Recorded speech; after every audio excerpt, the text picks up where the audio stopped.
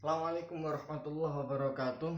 Alhamdulillah, salatu wassalamu ala rasulillah Sayyidina Muhammad ibn Abdillah wa ala alihi wa sahbihi wa mawala wa la hawla wa la quwata illa billah. Alhamdulillah anak-anak, kita hari ini melanjutkan dari pelajaran Sirah Nabawiyah, dari pelajaran fikih.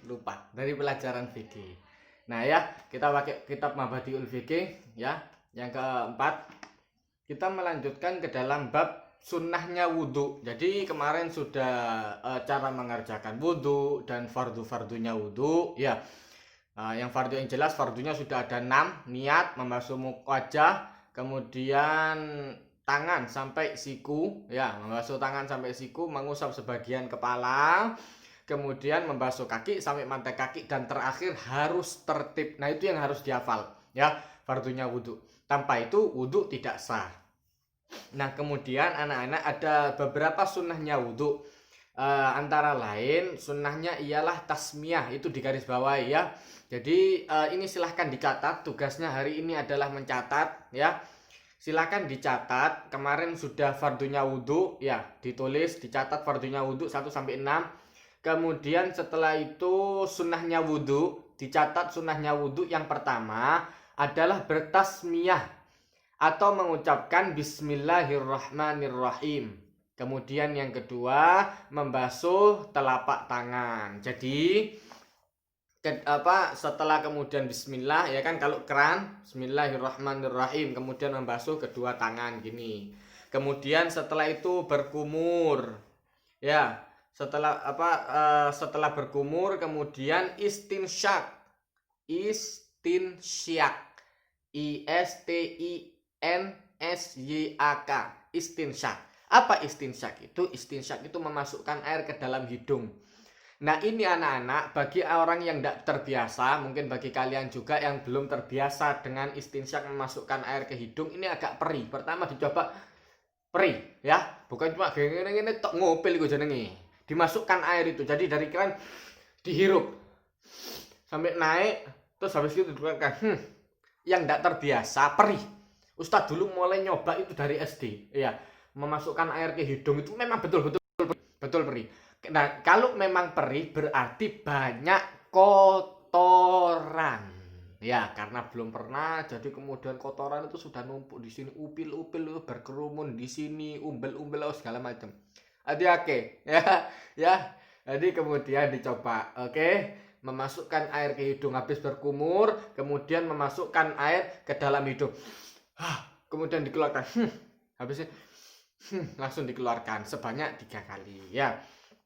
Kemudian setelah memasukkan air ke dalam hidung, kemudian mengusap sela-sela janggut yang tebal kalau ada ya, kalau ada. Jadi kalau urutannya ya, mulai dari bismillah, kemudian membasuh tangan, setelah itu kumur, hidung, kemudian wajah,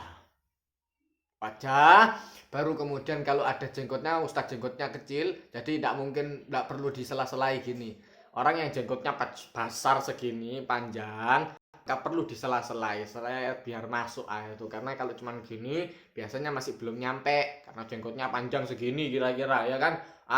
Itu perlu disela-selai gini, seret begitu. Oke ya anak-anak. Kemudian setelah kemudian menyela-nyelai janggut, berapa itu sudah nomor yang pertama bismillah, kemudian yang kedua telapak tangan, kemudian yang ketiga berkumur, kemudian yang keempat memasukkan air ke dalam hidung istinsyak, kemudian yang kelima mengusap sela-sela janggut ya, menyela-nyelai janggut, kemudian yang ketujuh, yang keenam kemudian mengusap seluruh bagian kepala. Nah, yang fardu itu cuma sebagian tok. Jadi walaupun cuma kena segini seret, yang penting sudah kena. Mari sisiran eman sisiri dingin rambutnya seret, tak apa-apa, sah sudah. Nah, tapi sunnahnya dari depan ke belakang seret. Nah, begitu ya. Nah, Sayyidina Utsman itu anak-anak kalau mencontohkan orang wudhu itu dari depan ke belakang, ke depan lagi, ke belakang lagi. Harus sisiran ustadz, yongkok sisir manek gampang ya, tinggal sisir lagi nanti gampang. Mengusap seluruh kepala, kemudian selanjutnya mengusap kedua telinga. Setelah tangan, ya, terus kepala seluruhnya itu sunnah, sebagiannya fardu. Oke, kemudian telinga yang kanan dulu, yang kiri setelah itu. Mau dua-duanya ya enggak apa-apa. Yang kalau mau lihat yang afdolnya lebih baik yang mana Ustadz, satu-satu. Biar bersihnya sungguhan, ya. Mengusap kedua telinga, kemudian baik yang luar maupun yang dalam. Caranya bagaimana nih? Gini, seret ke belakang ke atas, baru turun, seret. Oke. Set, set ke atas, kemudian bagian luar sini seret, set. Begitu. Ya. Baik yang luar maupun yang bagian dalam. Ini luar, ini bagian dalam, ya. Oke, kemudian yang selanjutnya setelah telinga mengusap sela-sela kedua tangan, yaitu jari-jarinya. Nah, jari kaki, jari tangan. Jadi begitu mengusap tangan ini seret, itu disela-selai jarinya gini, ya. Ini juga disela-selai. Kaki pun begitu, kakinya disela-selai gini. Jari kaki kan rapat Ustadz, iya disela-selai, bagus, disela-selai biar bersih, ditekan-tekan, ya. Biar bersih, ya. Kemudian setelah itu kemudian mengusap sela-sela kedua tangan, kaki, kemudian memanjangkan. Nah, ini selanjutnya memanjangkan daerah wudhu, memanjangkan daerah wudhu wajah. Ya, kalau bisa sampai godek ini, sampai belakangnya godek mendekati telinga.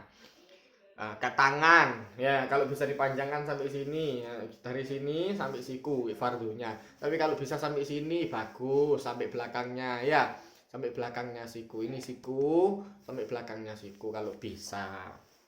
Itu sunnahnya, ya. Kemudian setelah itu mendahulukan anggota yang kanan. Nah, setelah kemudian memanjangkan daerah basuhan, mendahulukan yang kanan dari yang kiri. Tangan kanan dulu, kaki kanan dulu, telinga kanan dulu, begitu ya. Mendahulukan yang kanan dari yang kiri. Kemudian mentiga kalikan gerakan. Tangan 3 kali, wajah 3 kali, kepala 3 kali, telinga 3 kali, kaki 3 kali. Ya. Jadi 3 kali semua mulai awal sampai depan, kecuali bismillah. Kate ping telu masuk bismillah ping telu ndak. Bismillahnya 1 kali, niatnya 1 kali, kemudian kumurnya 3 kali. Nah, membasuh tangannya 3 kali, kumurnya 3 kali, hidung 3 kali, ya, kemudian wajah 3 kali, menyela-nyelai janggut kalau ada, kalau enggak ya wajah saja, kemudian tangan 3 kali. Kanan dulu baru kiri, begitu ya. Mengerjakan 3 kali dalam setiap apa yang dilakukan. Kemudian mualat ya, mualat itu apa? Mualat itu bukan kualat loh ya. Mualat itu terus menerus secara langsung, ya. Artinya kalau misalkan kalian ada di Masjid Ampel itu ada banyak kan tempat-tempat wudhu, ya.